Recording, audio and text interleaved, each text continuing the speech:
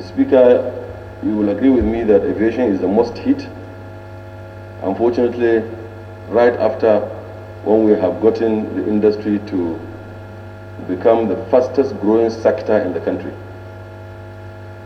At the time that we started implementing the roadmap approved by His Excellency Mr. President, the sector was nowhere near many sectors in this country.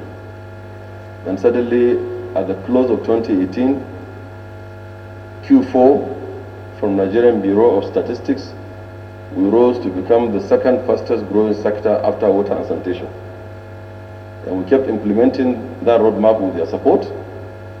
And Q4 2019, we became the fastest growing sector in the country today, civil aviation.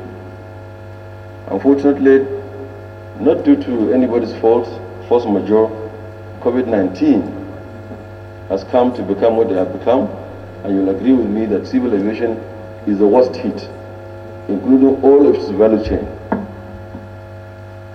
And because the sector is so complex, the activity therein is equally very regimented and worldwide being regulated as one civil aviation. There is no aviation B. Everything that we will do will have to conform with the international norms and practice. And we are not alone in the sector. Example, we have port health within the system of civil aviation, which we have to look into their requirements. We also have to look into their own needs and their own activity to open the economy. Certainly, the answer is yes, we will open, and yes, it may be very soon, but we have to take into consideration the totality of the activity within the civil aviation before we are able to do so. I give just a very small example. You all know that we have cabin crew within airplanes, commercial airplanes, that tender for you to give you tea and coffee and so on and food. That is not the only function of a cabin crew. They are there to save your life. They are there in case of an emergency to be able to save your life. That's a primary function. That's exactly why in 1907, when they started to introduce nurses into airplanes to look after people, that's how we come to have a cabin crew. Those cabin crew are a certain number that they have to be within a particular kind of aircraft, depending on the contents of that aircraft.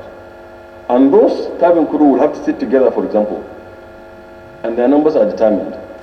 Because we have to create social distancing, we have to look at what can we do to get the cabin crew not to contaminate each other and contaminate the passengers.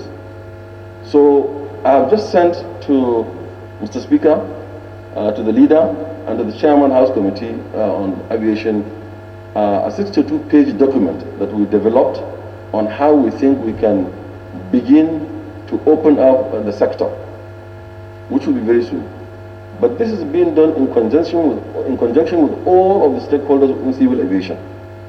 We've been working since the beginning of COVID-19 to see how, once we say start, we will come to start the sector. I want to assure the House, not to take so much time, that we will be interfacing with the committee to be briefing them on a daily basis. We will also be using social media, especially Twitter and so on, handle, to explain to the public how we are going to start. What would happen when you go to an airport? Example, when you go to airport, you are required to go an hour before for local flight, 3 hours before for international flight.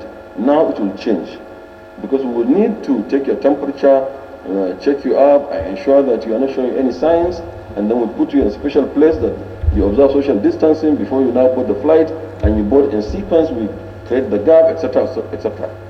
And once you show sign, if you show some sign, we have to take you somewhere to isolate you, to begin to give you further tests, and to take your sample, and there now the port health comes into play, etc., etc. There are also other workers like immigration, like customs, like police, like that they are working, cleaners of the airport, ticketing officials, and so on. So all of this will have to be looked into, and then we'll now say how that this is when we start. And finally, Mr. Speaker, for let me say personnel licensing. Whilst this COVID is going on, some people are out of medical, and they need to do their medical to ensure that they're fit enough to fly. Some people are out of currency of their licenses. which they need to go abroad to do. Well, luckily, Mr. Speaker, now we begin to do most of it in Nigeria. We have procured the simulators to do some of it in Nigeria, but they need to go and do that. But the world is shut down. So how do you do that? Are you going to get a pilot whose certificate has expired technically to come to begin to fly, or what are you going to do? What are the measures?